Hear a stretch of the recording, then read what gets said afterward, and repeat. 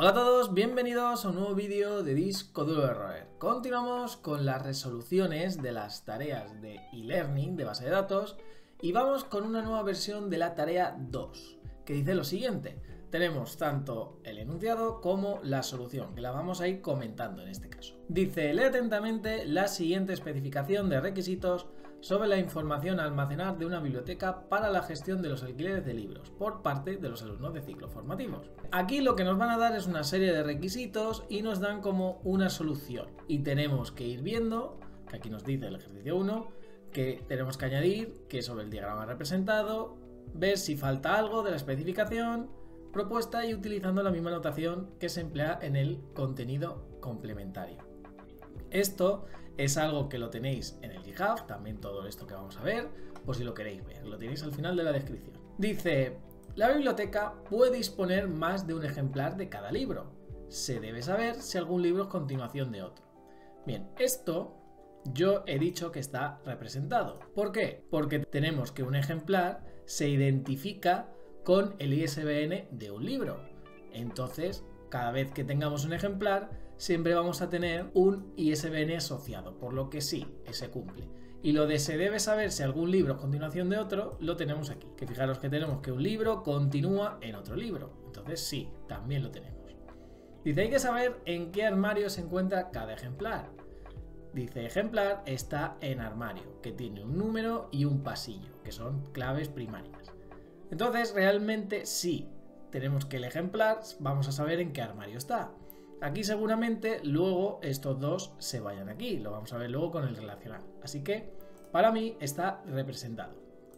En el siguiente dice, para alquilar el alumno tiene que adquirir una tarjeta que cuando se adquiere paga por un saldo inicial que irá modificándose cada vez que alquila un libro o se haga alguna recarga de saldo. La tarjeta es personal e intransferible. El alumno solo dispone de una tarjeta. Bien, esto sería esta parte, y aquí de ejemplar, aquí en la mitad. Esto está bien, no hay ningún problema.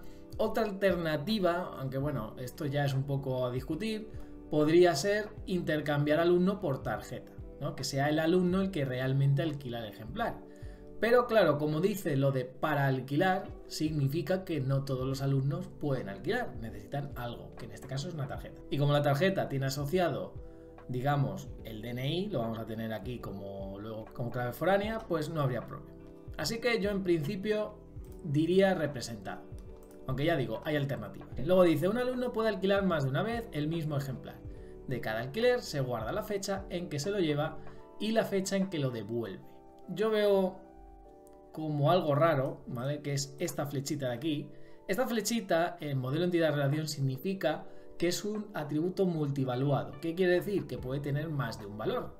También les digo que así es un poco raro, tengo la sensación de que está hecho a posta. Entonces, esto, yo he dicho que esto no debería estar así, debería ser pues como un campo más como estos, ¿no? Es decir, que es lo que viene siendo univaluado, incluso dos por separado. Y fijaros que aquí el de fecha de evolución está como con guioncito, ¿no? Discontinuo, y esto se debe a que fecha de evolución sí puede ser nulo, que tiene sentido, ¿no? Entonces, digamos que esto yo lo pondría así, básicamente. Que lo tengo puesto aquí, dice mejora, en lugar de ser multivaluado, los atributos fecha y fecha dev, lo ideal sería hacerlo como univaluado. El atributo fecha dev sí puede ser nulo. Simplemente eso. Y luego tenemos el último que dice, de los alumnos mayores de edad, se guardará el número de cuenta para el cobro de la recarga de saldo que haga de la tarjeta de la biblioteca. Y cualquier desperfecto en los libros que alquila y los alumnos menores de edad se guardará el DNI y teléfono de su tutor legal, para poder contactar en caso de que haya cualquier problema con el uso de la tarjeta. Este obviamente es el más claro porque no hay nada, aquí no hay nada. Y esto lo tenemos aquí, como podéis ver. Tenemos aquí alumno y hemos hecho una herencia donde hay mayores y menores. Mayores tiene el número de cuenta y menores tiene el titular donde tiene el DNI y el teléfono. Que esto luego puede ser DNI titular, teléfono titular, como sea. Y aquí también hay que indicar de que en este caso esta herencia es total. ¿Por qué? Porque solo puede ser o mayor o menor, es decir, un alumno no puede ser otra cosa que no sea de estas dos, no puede ser algo aparte, de mayor o menor, o es uno u otro. Entonces por eso lo hemos hecho de esta forma. Con esto estaría el ejercicio 1. En el ejercicio 2 nos dice que partiendo del esquema conceptual del ejercicio 1, realiza la transformación a modelo relacional. Aquí, bueno, esto es mucha paja, básicamente te dice pues que tienes que representar todo, que cualquier cosa pues tienes que especificarla, etcétera, ¿vale? Tampoco me voy a parar sobre ello. También deciros que en el GitHub tenéis el contenido complementario, pues si os interesa. En este caso, aquí lo tenemos. Vamos a ir explicándolo uno a uno. Tenemos libro, tenemos todos sus campos. También os digo que según pues donde estudiéis puede ser diferente, ¿vale? Es decir, a lo mejor vosotros estáis viendo cosas raras que en vuestro instituto, en vuestro donde hagáis las tareas, se hace diferente. Yo, por ejemplo, en su día, a mí me enseñaron que esto, que es lo primario, debería estar en negrita y subrayado. Y en este caso nos indican de que tiene que estar simplemente subrayado. Lo digo por eso. Y luego, por ejemplo, que los asteriscos son aquellos campos que pueden ser nulos, como puede ser el continúa. Y aquí tenemos también lo del borrado a nulo, digamos, y modificación en cascada. ¿Qué quiere decir esto? Que si yo, por ejemplo, de un libro le borro, pues un libro que tiene el continúa, lo que voy a hacer es que lo voy a dejar, aquellos libros que estén en ese continúa, lo voy a dejar en nulo, para mantener la integridad referencial, que no haya problemas. La integridad referencial, pues si no sabéis lo que es, significa que siempre algo que apunte a otra cosa, siempre tiene que estar correcto. Si se borra, se tiene que o poner a nulo, o no se tiene que permitir, etc. Y con la modificación, pues un poco lo mismo. Bien, luego tenemos el armario. Tenemos num pasillo, fijaos que los dos son primarios, y capacidad.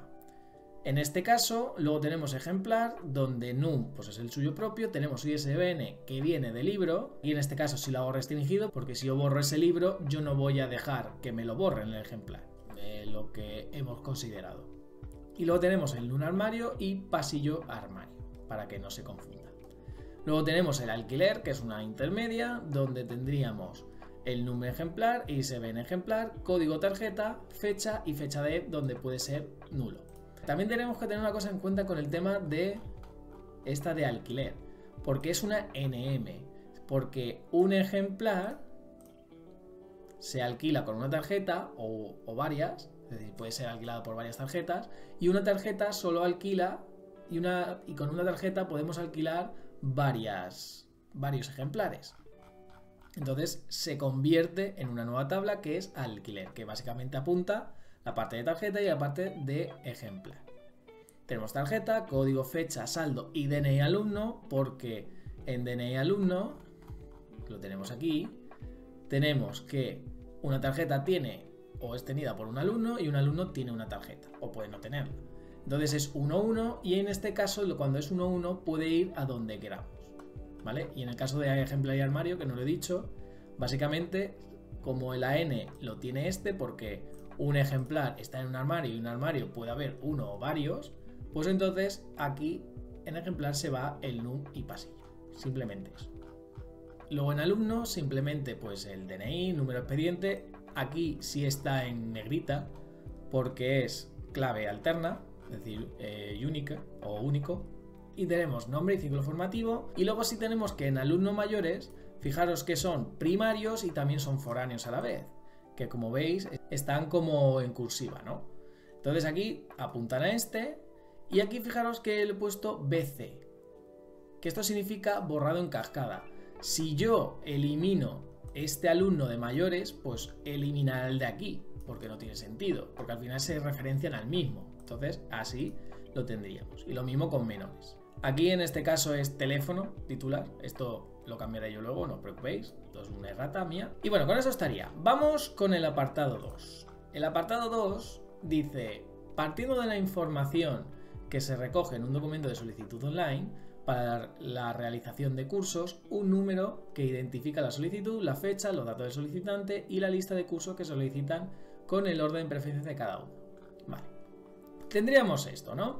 Entonces nos pide lo siguiente. Dice, realiza los siguientes ejercicios utilizando la misma notación que se emplea en los contenidos complementarios. Recordad que lo tenéis en el GitHub. Dibuja la entidad solicitud con todos los atributos necesarios para almacenar la información que se necesita. Bien, Esto básicamente es como una entidad donde tiene todos los campos que hemos visto, pues el num, fecha, nombre solicitante, todo esto es solicitante, digamos, esto todo sería de curso, etc. No he puesto nada de primario y tal, porque eso lo vamos a hacer en el siguiente. Dice, transforma la entidad solicitud en una única tabla relacional. Tiene que cumplir la primera forma normal. Bien, la primera forma normal dice que toda tabla tiene que tener algo identificativo. En mi caso, yo le he dicho que sea el num y el código curso. ¿Por qué estos dos en concreto? Porque como tenemos varios cursos, si yo solo tuviera el número de solicitud como algo primario, como algo clave, tendría que poner, por ejemplo, número de solicitud 1 para el curso 1 y número de solicitud 1 para el curso 2, porque pueden ser en la misma solicitud. Entonces los he hecho los dos primarios. El DNI solicitante no lo he visto necesario porque realmente cuando tengamos una solicitud siempre va a ser o el mismo o no tienen por qué repetirse, ¿vale? Esto lo vamos a ver luego más adelante. Entonces, eso sería. Y luego también es el tema de los multivaluados. En este caso no hay ninguno que pueda tener más de un valor, es decir, el típico, por ejemplo, teléfono, que pueda tener pues teléfono 1, teléfono 2 en el mismo campo. En este caso no pasa, así que lo dejamos así. Dice, todos los valores son atómicos, que eso es lo que estoy diciendo, son como que solo tienen un valor. Los atributos no unicódigos son las claves, ya que en una misma solicitud hay varios cursos, lo que comentaba.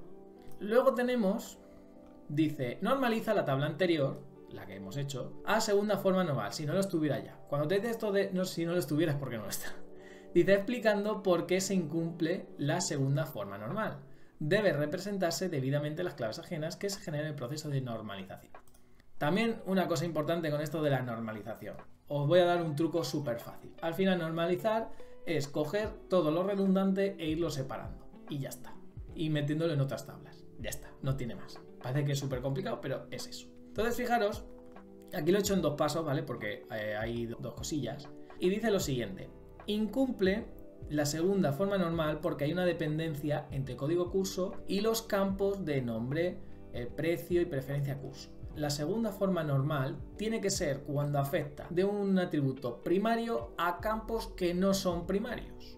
Como por ejemplo pasaba con código curso y todos los que tiene código curso, preferencia y tal. Porque cada vez que yo ponga el código curso 1 siempre va a ser el mismo nombre de curso y siempre va a ser el mismo precio de curso. Hay una dependencia. Entonces lo que hacemos es llevarnos una tabla curso, como podemos ver, y no lo llevamos fuera. Pero es que también tenemos una dependencia entre fecha y podríamos decir número de solicitud o también podría ser código de curso. ¿Por qué? Porque cada vez que tengo una solicitud, por ejemplo, solicitud 1 va a tener una fecha y tenemos el código curso 1, por ejemplo. Pero es que si tenemos más de un curso, vamos a tener, por ejemplo, dos registros con la misma fecha que hace referencia a lo mismo con diferente curso, por ejemplo, curso 1 y curso 2. Entonces realmente ahí tenemos también una dependencia y está pasando lo mismo, ya sea por este, me da igual, pero es un atributo clave y tiene una dependencia con este. Es decir, este está afectando a que el valor sea uno de ellos. Este atributo fecha tiene dependencia ya sea tanto con el número o con el código de curso.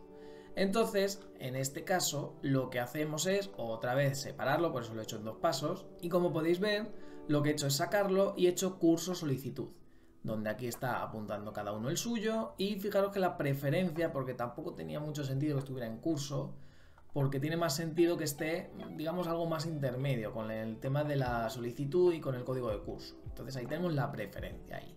¿Vale? Esto ya es más por lógica que por otra cosa. Bien, y luego el último nos decía, normaliza las tablas obtenidas en el ejercicio anterior a tercera forma normal.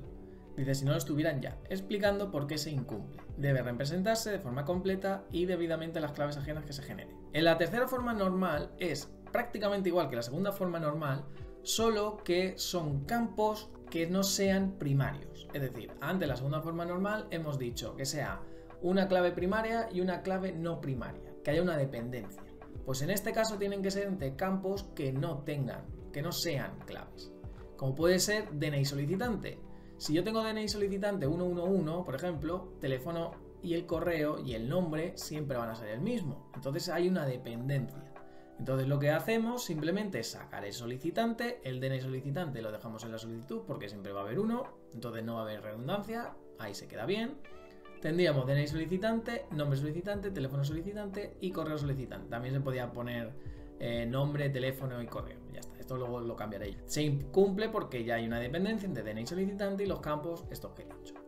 Bien, pues con esto lo tendríamos. Recordad que lo vais a tener todo corregido, esto que he dicho, en el GitHub. Así que nada más y nos vemos en el siguiente vídeo. Adiós.